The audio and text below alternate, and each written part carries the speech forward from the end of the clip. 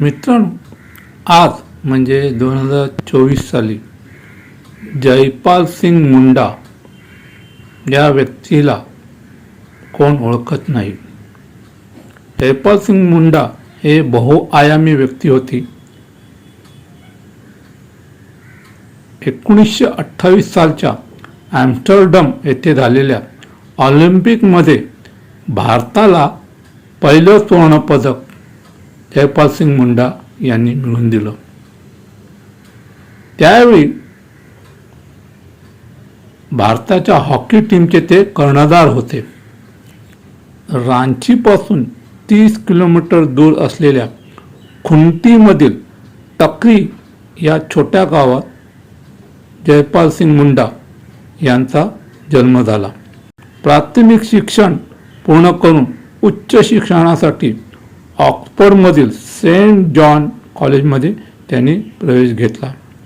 अर्थशास्त्रात पदव्युत्तर पदवी प्राप्त करून त्यांनी विविध खेळात देखील प्रावीण्य मिळवलं आणि तो एक खेळ होता म्हणजे हॉकी.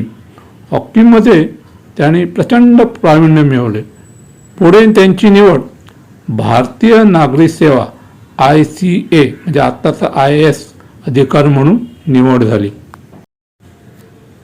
1928 साली ॲम्स्टरडम येथे ऑलिम्पिकचे सामने होते. भारतीय हॉकी टीमचे कर्णधारपद स्वीकारावे अशी मुंडा यांना विनंती करण्यात आली. तेव्हा मुंडा हे भारतीय नागरी सेवेत प्रोबेशनर होते, त्यामुळे त्यांना रजा देण्यात येणार नाही असं सांगण्यात आलं. मुंडा यांनी कशाचाही विचार न करता नोकरी सोडली आणि ते भारतीय हॉकी संघाचे कर्णधार झाले आणि त्यावेळी भारताने ऑलिम्पिकमध्ये पहिलं सुवर्णपदक प्राप्त केले.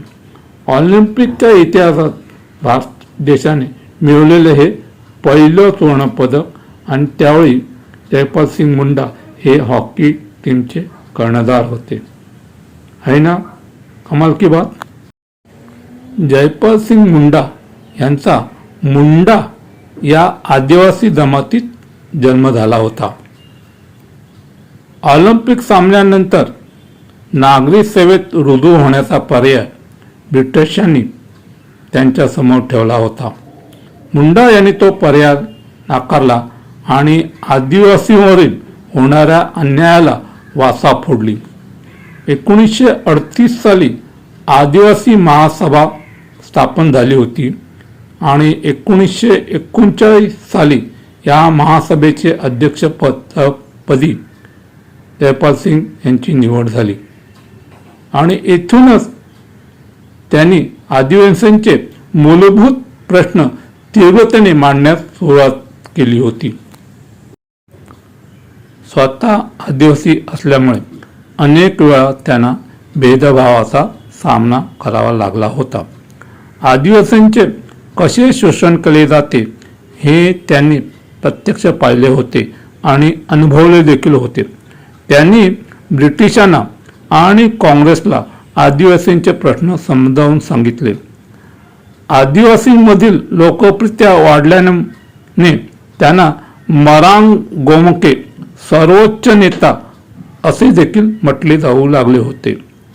संविधान सभेत त्यांचा प्रवेश झाला तेव्हा मूलभूत हक्कासंबंधी असलेली सल्लागार समिती, अल्पसंख्याकरिता आणि आदिवासींकरिता असलेल्या समितीमध्ये त्यांचा समावेश झाला. मुंडा यांचे विचार सर्वांना चक्रावून टाकणारे होते. आपण हिंदू संस्कृतीचे वंशज असून हजारो वर्षापासून सर्वाधिक अन्याय आपण आदिवासीवरतीच करत आहोत हे ते सांगतात. आदिवासींना लोकशाही प्रक्रिया शिकवण्याची तुम्ही लोक प्रयत्न करत आहात, मात्र मुळात लोकशाही प्रक्रियेनुसार जगणारे लोक म्हणजे आदिवासी हेच आहेत. आदिवासींना लोकशाही शिकवण्याऐवजी तुम्ही आदिवासींकडून लोकशाही मूल्ये शिकली पाहिजेत असं त्यांचं आग्रही प्रतिपादन होतं. आणि आजही 2024 साली आदिवासींवरती अन्याय होतोय, त्यांच्या जमिनी बळकावण्यात आले आहेत. आदिवासी जे निसर्गात राहतात, निसर्गाशी एकरूप असतात आणि निसर्गाच्या नियमानुसार वागतात आणि जगतात, त्यांच्याकडून आपण शिकलं पाहिजे. आहे ना खरं?